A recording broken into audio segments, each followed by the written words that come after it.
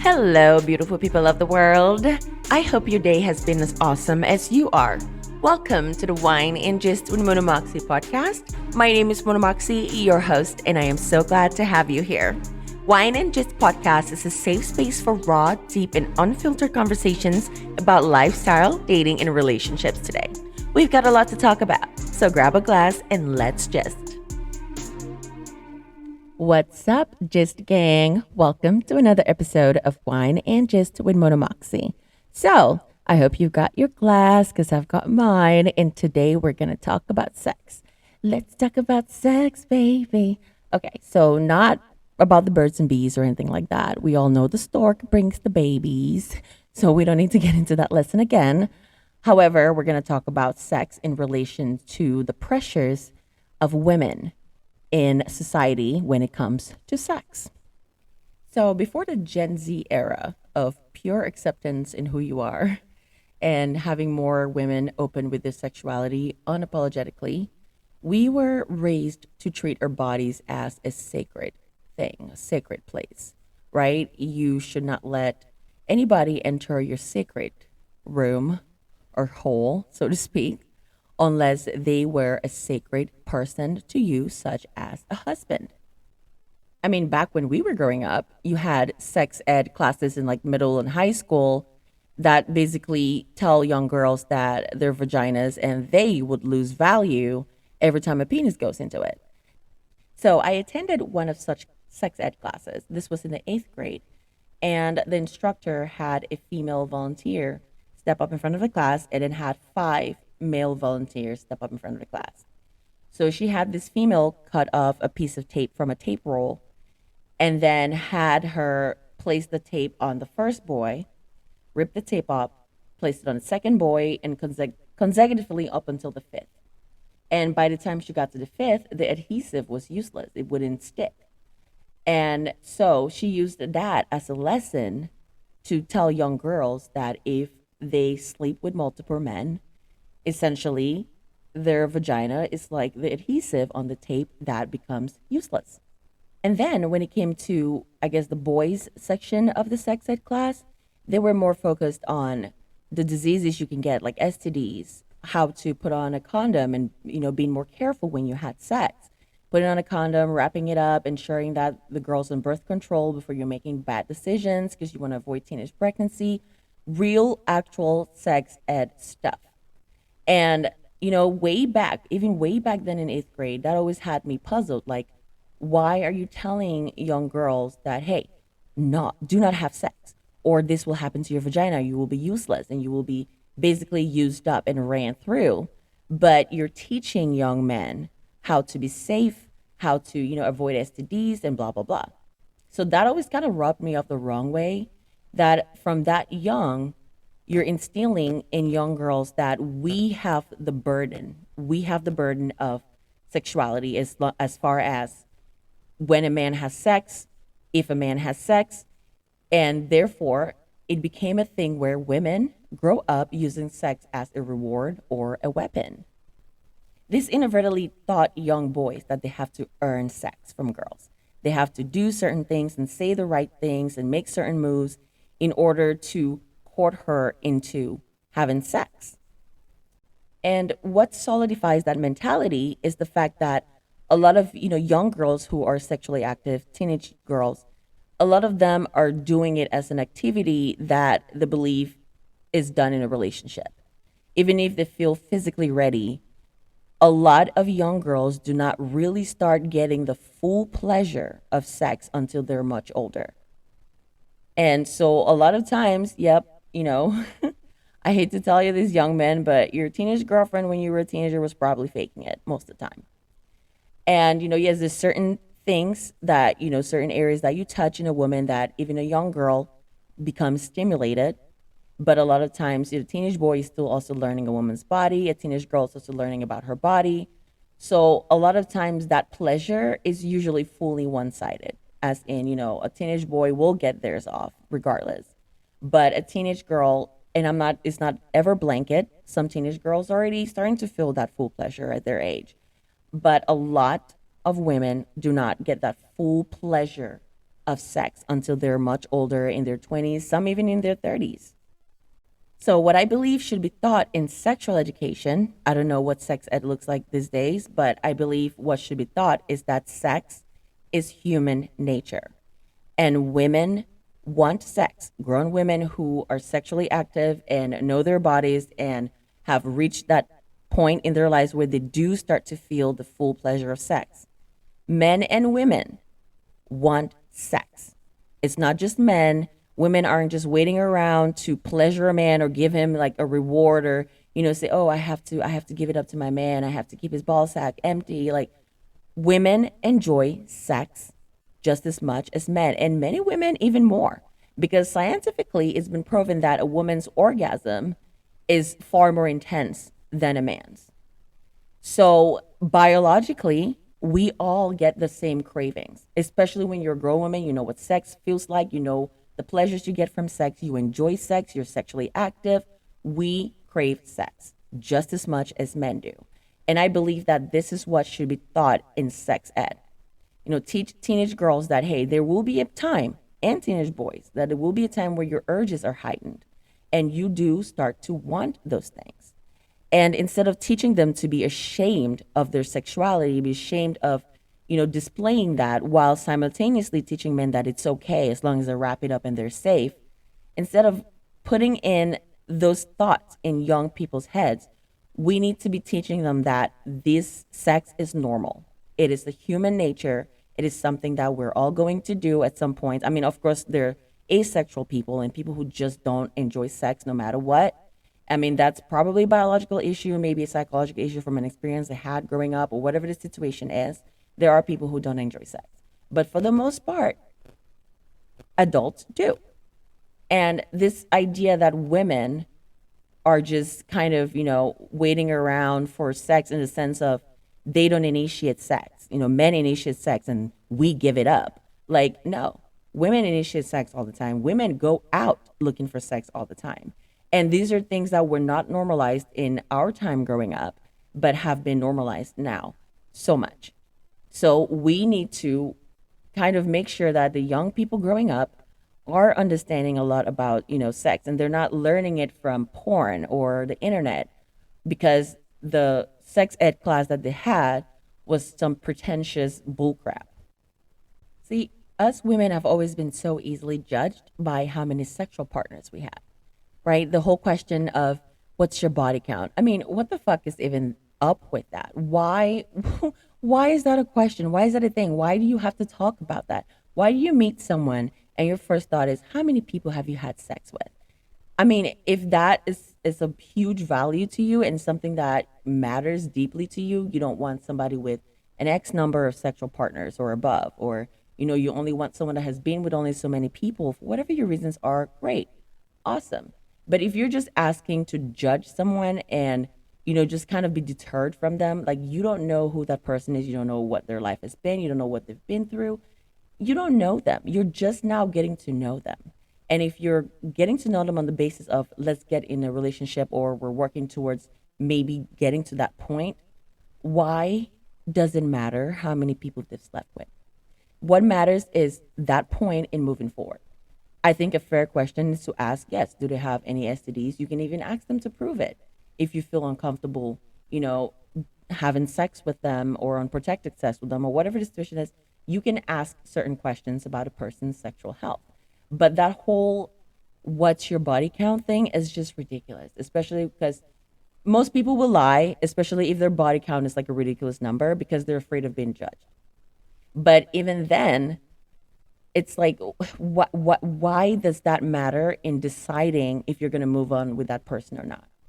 Right? I understand if you want to know if they've ever cheated, because you want to know if they're comfortably cheating, if they've ever stepped out of a relationship, if they've ever betrayed a partner, whatever the situation is. Like, those are valid questions to kind of learn their character. But just asking how many people they've had sex with, it's like, okay, that's the past, that's their past, let's move forward. Like, it's just, why do you even care to know, right? And the messed up reality of that is, if you ask a woman and a man, and let's say they both say 30, that's their body count, is 30, right? I guarantee you, in most cases, she will get more of a negative reaction, like a what the fuck, like, whoa, that's too much, like, girl, that's too many people, than he would get. So, why are women constantly being judged on their sexuality, especially when men are literally pulling the same crap and have been pulling it since the beginning of civilization? Take, for example, having sex on a first date. Women get so much more heat for that than men, right? You have a lot of women who purposely put stipulations on dates like, I don't have sex until the fifth date, or after 30 days, or after 90 days, or whatever the situation is. And a lot of times, yes, you have a situation where the woman is on a sexual sabbatical and she does not want to have sex with anybody she's not fully committed with. That does happen. But with the exception of that, a lot of other women feel the need to do this so they don't come off like some kind of floozy. But what we don't talk enough about is the fact that the man has sex on the first date too. If she's loose and easy for that, so is he. However, he gets a high five and, oh, you're the man. You got laid. You got some. You know what I'm saying? But she gets the, oh, wow, you're a whore. You're a hoe. You having sex on the first date. You're supposed to wait until a certain time. So it's constantly like this. It's been like this throughout society. And like I said, the Gen Z era has brought about a completely, different dynamic where it's like, hey, do you feel empowered? You want to have sex on the first date? You want to go the next day on another first date and have sex again? That's who you are, being empowered. So now we're having more of these conversations about why a woman's sexuality has constantly been suppressed while a man's is normalized and even accepted. Most of us have heard the saying, it's a man's world. And despite all the progress we've made as women today, it still kind of is a man's world in so many ways. And, women back then went through the suffrage era. We went from being pegged as homemakers and childbearers to holding positions in office, having businesses, being independent, even being breadwinners in many situations today. So we've kind of been through a lot in history as far as, women goes. And one thing we cannot shake off, we have not been able to shake off, is the stigma that comes with the woman's sexuality. Even other women have something against women who are openly sexual. For example, you have the Cardi B and Megan Thee Stallion song WAP, how much that revved up the conservative society and how much they just bashed at them, telling them that they're hoes, it's not real music, they're grooming young girls to become hoes. And it's like, first of all, the music was not made for young people, and you cannot hold celebrities who don't even know you. You cannot hold them accountable for what your children are exposed to. That song, for example, was made for grown women, for grown adults. It was not made for children. However, today, because of the technological phase that we are at, most kids know how to, go through a tablet or a phone. They know how to get through all of that stuff, download stuff, go on YouTube. They know how to navigate a device fully, a lot of times by the age of 2. This is a technological stage. This is their time. This is what they're accustomed to. This is what they're used to. So, as a parent, I will tell you that right now because I'm a parent, it is absolutely impossible to monitor everything your child is exposed to. You can set up locks in your house. You can set up, the device screening things that protect, protection stuff, whatever. You can set up all those things, but that doesn't mean that they will not be exposed to stuff, especially when they go to school or go to other, youth groups with people as young as them. They're going to be exposed to these things. Have you ever, maybe, for those who have children, have you ever asked yourself, like, how did my kid find out about this? Especially if you're the no screen type parent and you're wondering, how did my kid even know about this? Well, they make friends and they talk and they expand their knowledge, expand their circles, they expand their social lives. Kids will grow. And you can monitor a lot of what they do and be there and to correct bad behavior, to guide them, keep them safe. But it is impossible to monitor every single thing they are exposed to. So what needs to happen, in my opinion, is to educate kids. Personally, I loved the WAP song. Whenever that shit came down, there's some hoes in this house, I was breaking it down. I'm in the dance floor working it. But, My daughter, she's 10, almost 11. If I hear her playing that song or singing that song and, saying those exact words, I believe that it's my duty to correct that. And the way that I would correct her is not to yell at her and say, no, don't listen to that, turn it off. Is to educate her on why that is an inappropriate song for her to be listening to and her age. Now, something like this actually did happen. And it was the song Rumors by Nefx. And I think I'm saying that right, Nefx, whatever. But they are a music band. And it's the song Rumors. And basically, the whole gist of the song is, she's got a body like a Coke fiend, basically saying that this girl is hot and sexy and they want to try her out. Essentially, like, that's just kind of the whole gist of the song. But I heard my daughter, at this time she was still 9, and she was kind of singing it. I want the body, baby, show me. And I stopped and I said, do you know what that song means? And she goes, no. And that's the innocence. She heard the song somewhere, I'm not sure where. She liked it and it stayed in her head and she was just singing it innocently.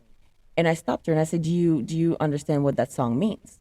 And she said no. And I was like, okay, I'm going to explain it to you and I'm going to tell you why it's a very inappropriate song for you to even be listening to. And I laid it down. And I strongly believe from, what I got from the conversation that she understood me. And that's some of the reasons I believe that adults generally think that kids are not capable of reasoning. You just have to tell them what to do and dismiss them to go do it. But I believe that kids can be reasoned with on a lot of things. Yes, you have situations where they're still growing and learning their emotions. And as a parent or the caretaker of that child, you kind of have to know the child enough to kind of know that, all right, this is just them being emotional or going through emotions. And, my daughter going through puberty, there's certain things I have to like realize is her emotions and she's going through stuff. And, I educated her on why that song was inappropriate. And I haven't heard her sing it since. I haven't heard her play it since. I haven't, really even heard her hint at it. And the way I see it is that she understood what I got at. So a song like WAP would be the same thing, where it's like, honey, that song is inappropriate for you. Do not sing it, out loud. You don't even know what you're saying. Just, don't sing it because this is what the song is about. And you're a little too young to be singing about stuff like that, especially at a setting that is not appropriate, like school or, family activities, stuff like that. And I believe she understood me. And she was 9 at the time.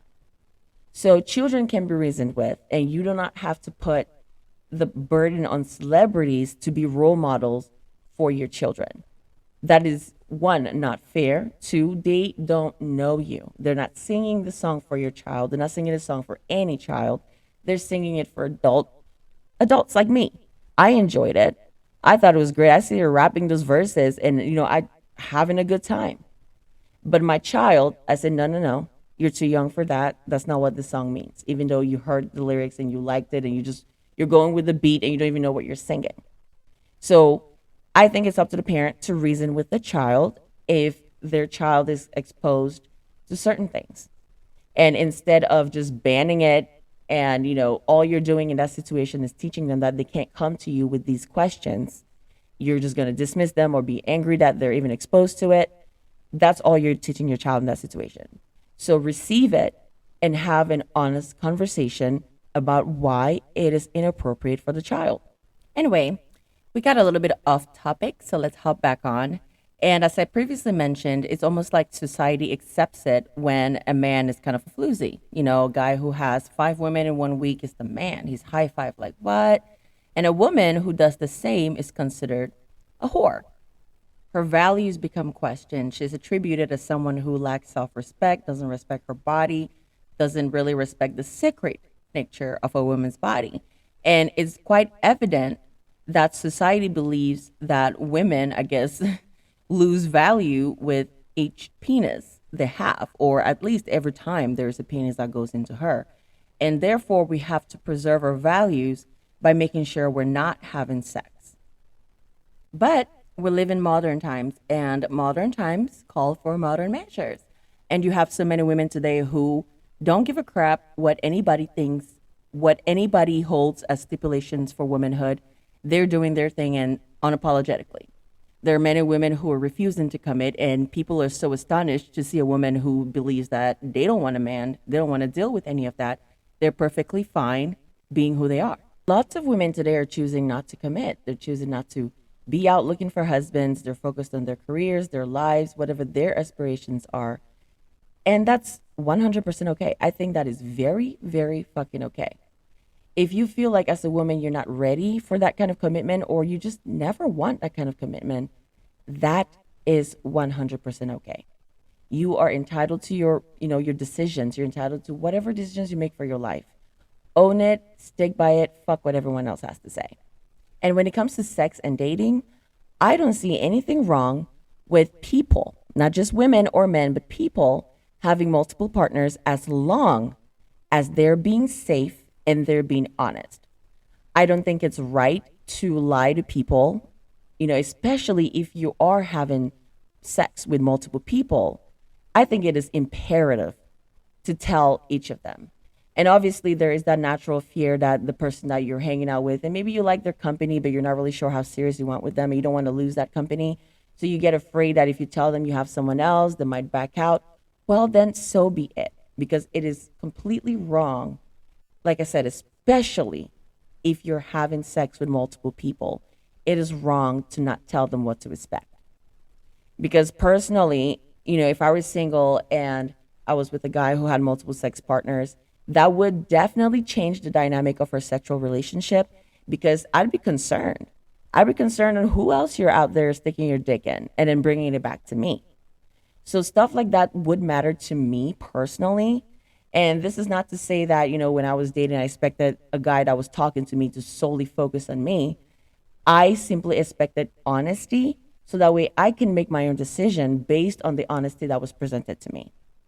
In my opinion, you can date multiple people without having to sleep with all of them. In fact, in my opinion, I think one should be the one that, if you are going to have sexual relations and you want that, pick one that's what you're doing with. And you are capable, like you are able to date people. It's okay to date people without necessarily having sex with them. And I think that this is a valid reason for a person to take a sexual sabbatical, or celibacy, which that's essentially what it is, where they're like, okay, I want to date, I do want to have sex, but I don't want to just do it with anyone. I want to do it with someone that is willing to commit into trying a serious relationship with me. Totally okay. Once again, communicate that and be honest with the people that you're dating and show them what to expect. There are lots of men that would actually appreciate that. There are lots of women that would appreciate that in a man, or vice versa. And there are a lot of people who would be deterred from that because they want to have sex before they commit, whether it's because they're not ready to commit and just want to have, the fun of it, or because they believe that they don't want to commit and then the sex is an issue and then they have to leave. I don't know. Everyone has their own reasons. But that is a good reason that I believe a woman should go on a sexual sabbatical, because she wants to date and see what's out there. She's okay dating multiple people, as far as, dating is not necessarily a relationship. You're going on dates, you're talking, you're getting to know them, you're spending time with them. And maybe they want to connect deeper with one of the people they're dating before they go into sexual relations. And that's totally okay. On the other hand, I think if you're just out to have fun and have sex and have a good time, I think that's totally okay too. To be very honest with you, I think that is totally fucking okay. My only concern with that is, of course, safety, not just from sexually transmitted diseases, but just general safety, because you don't know whose company you're entertaining, right? So when you're out having multiple sexual partners left and right, I'm personally a little concerned. And this has nothing to do with morality or a woman has to keep her legs closed, but concerned for what that can mean for a person. Because at the end of the day, yes, I do think that if you want to have sex, that is very okay. It is natural, it is a normal craving. However, if you're doing it in a manner where it seems like you don't give a crap who is inside of you, you don't care. You would fuck anybody anytime. That is more likely a psychological issue than it is you just liking sex. Sex addiction is a thing, and real, like, I mean, deep sex addicts, they would fuck anybody. And that's not because, oh, they're just hoes or whatever the situation is. It is an addiction, it is a sexual addiction. And even if they have one partner that gives it up 24/7, the craving, that addiction will kick in, and the craving of the difference or whatever it is that their particular kink is towards that addiction will eventually kick in. And I believe in that case, you're looking at a psychological issue and should probably seek help for it. Because, yes, while we as women want sex as much as men, and this goes for men too, while we all crave sex because we are humans, there is a level of it where it's like, okay, this is beyond just wanting to have sex and have a good time and connect with somebody, and more towards either just not respecting yourself enough. And like I said, this goes for men too.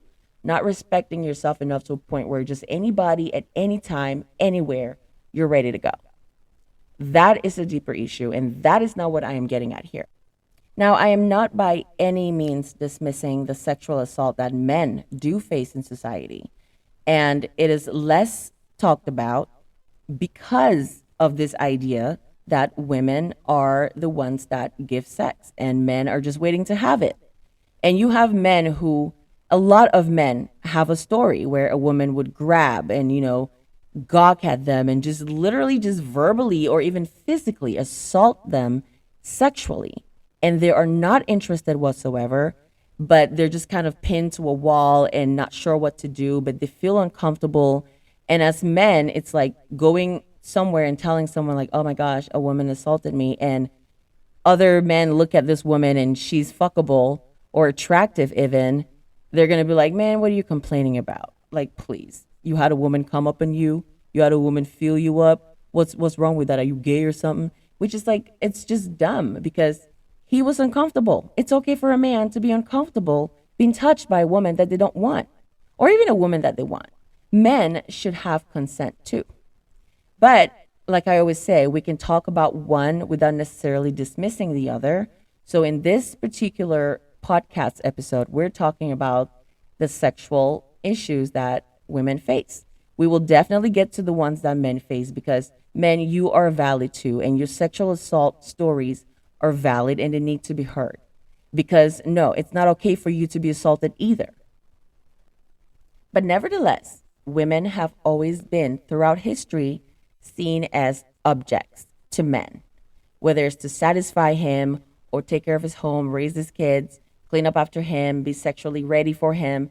Women have always been seen as objects. If you notice, when people, even women do this oftentimes, and I've caught myself doing it too, if you notice people, when they name an inanimate object, like their car, or their something that they love, a toy like an ATV, whatever, when they name an inanimate object, they usually name it a female. They call it she. I mean, even America is referred to as a she. And this is an idea of belonging, right? Because, imagine a man getting into his like sports car and he revs it up and he's like, oh yeah, that's right. That's right, Jonah. Or some name, I don't know, that's the name that just popped in my head. Like, it's weird, right? As opposed to like, yeah, Sally, that's it. That's a good Sally girl. Every time.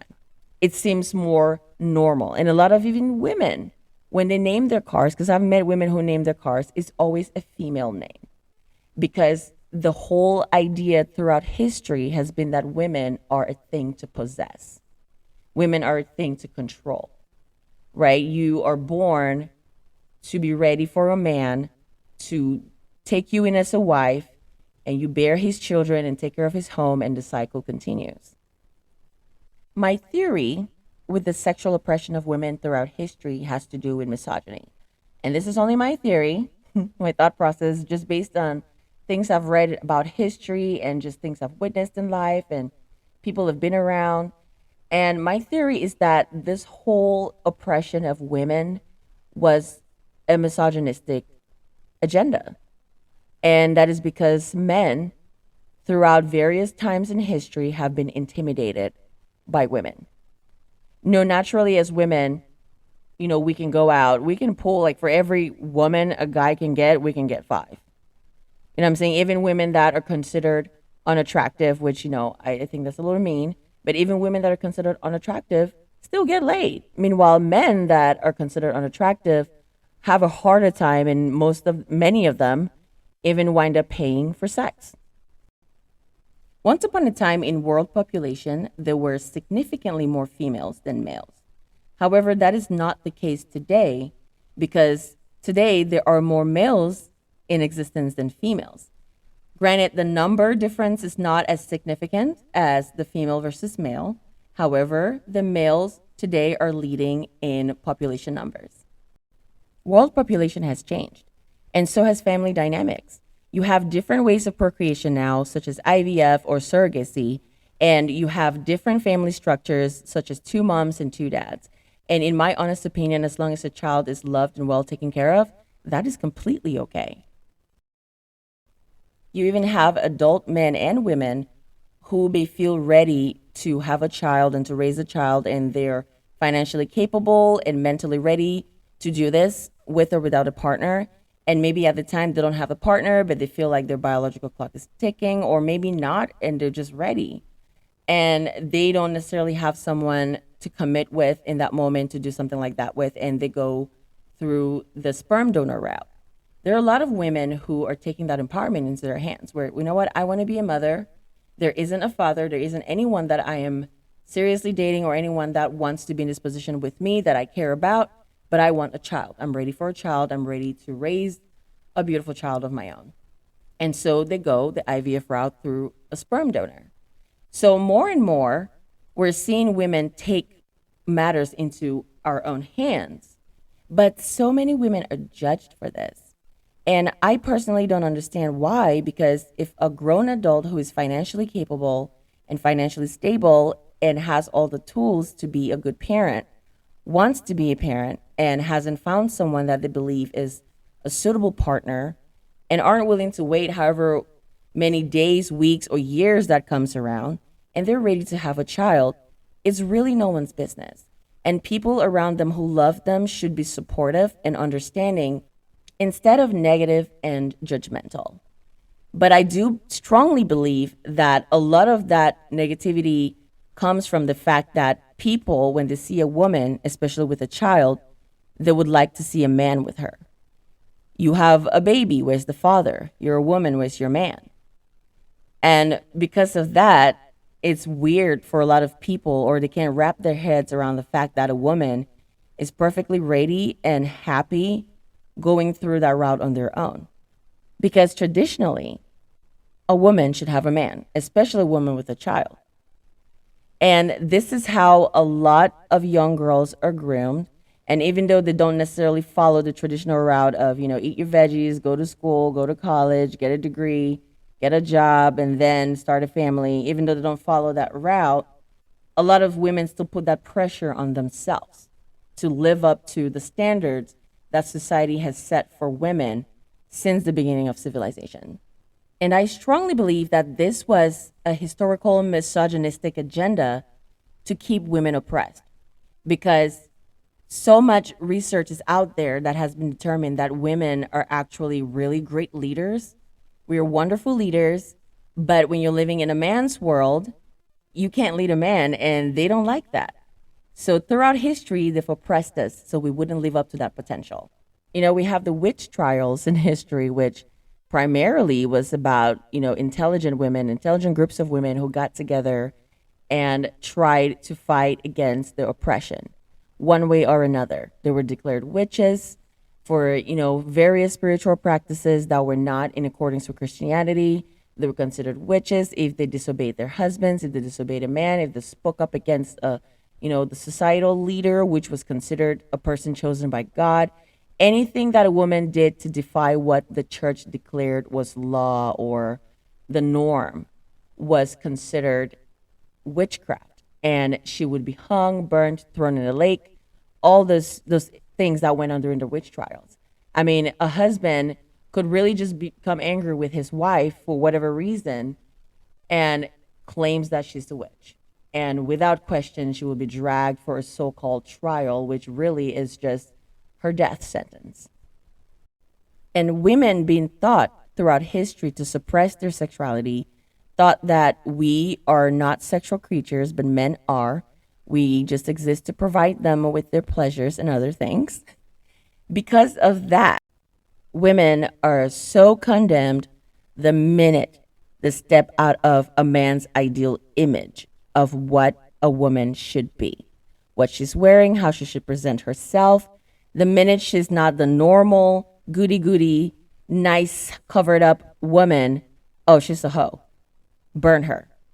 Send her straight to hell. She's a hoe. And that is what fragile masculinity and historical misogyny has done to a woman's sexuality. And as I previously mentioned, women have been through a lot in history and fighting for so many of the rights we have today, which I am extremely grateful for the women in the past who have done that. And, we've been through so much in general, even those of us today still go through a lot of the stigmatizing mindsets that kind of hold us back and make us afraid to be who we want to be. You have birth control for women, but not for men. And even then, we still have laws made against women who are not prepared to have children. And they're going to have these children only to be condemned for having these children without being prepared. And it's just like, it's a man's world. And as women, whenever we take hold of the narrative and say, yep, this is who we are, fuck your opinion, this is who we're going to be, there's always some way to make us feel little for it, right? Especially when it comes to sexuality. You're wearing a short skirt and, maybe a boy grabs your ass. It's like the first narrative is, well, your skirt was too short. You shouldn't have tempted him to grab your ass. And it's like, what the fuck? It doesn't matter if you're parading naked in front of this person. That does not give them the right to assault you in any way, especially sexually. And so many women have to deal with that because then it's like, oh, well, you drank too much. You shouldn't have drank too much. You shouldn't have done this. You shouldn't have led him on. And it's like, what? Women are still getting the blame for men's actions because of this whole idea that a man is just a carnal being and he's going to want sex and he's going to crave sex and he has no self-control and he sees your thighs through your short skirt. He just wants it and he can take it and it's your fault. I mean, what the fuck is that? Why don't we teach men to be accountable for their actions? Teach little boys way back from sex ed instead of, telling the girl that she's going to be used up and ran through like the tape that lost adhesive, the adhesive thing. And then telling little boys that, hey, you just be safe, okay? Make sure you wrap it up because you don't want to get somebody pregnant. You don't want STDs. I think society should normalize sex because sex is normal. Normalize sex discussions, especially with young people, because it is normal. I personally believe in having that kind of open discussions with my children because I want them to be comfortable coming to me with curiosities and questions and, just whatever in that light. I want them to be comfortable knowing that I will talk to them about it instead of shun them and yell at them and punish them. Because you know what? Sexual nature is natural. It is biology. It is going to happen. So I believe that we should normalize sex talk because sex is normal. We should teach young people from that very young, middle school sex ed age, the truth about sex instead of scaring young boys and girls with STD images and telling young girls that they're going to be used up and useless. Like, teach young people the truth about sex. I believe that sex is sacred because it is a matter of deep intimacy, the kind of intimacy you don't have with just anybody. So I do believe it's not something you should just do with anyone and have multiple sexual partners all over the place. However, if that's your prerogative, I'm not going to judge. Do you? Just be safe. And I believe that's what we should instill in young people instead of trying to, scare them away from it or feel like all these things you're showing them and telling them is going to deter them. It's really not. The truth is, teens and young people in general are going to have sex if they feel like they want to. Whether it's because they're not ready and someone's pressuring them, or because they are ready and someone isn't pressuring them, they are going to find a way to do it. Whether you like it or not, whether you know it or not, whether you think you're on them 24/7 or not, young people will find a way to have sex. They'll do it. All this sex ed scare tactics, they're not going to fucking work. I do believe that, yes, this should be thought about STDs and the dangers of it. It's thought about teenage pregnancy, unplanned pregnancy, and just everything that entails. They should be thought about the realities of having unprotected sex, the realities of having sex at all. But they should not be thought to be ashamed of these feelings that they're having, to be ashamed of exploring it, to be ashamed of being human. And that is the position that I stand with sex ed. I really don't think that teens and young people should be scared of from it, but rather educated on how to protect themselves, especially young women. How to protect yourself instead of making us feel like we are to blame for the sexual atrocities that happen to us. Hold young men accountable for their actions and teach them that a woman wearing a short skirt or having cleavage does not give them the right to assault them, does not give them an open door to assault them. It doesn't mean she wants it or she's asking for it.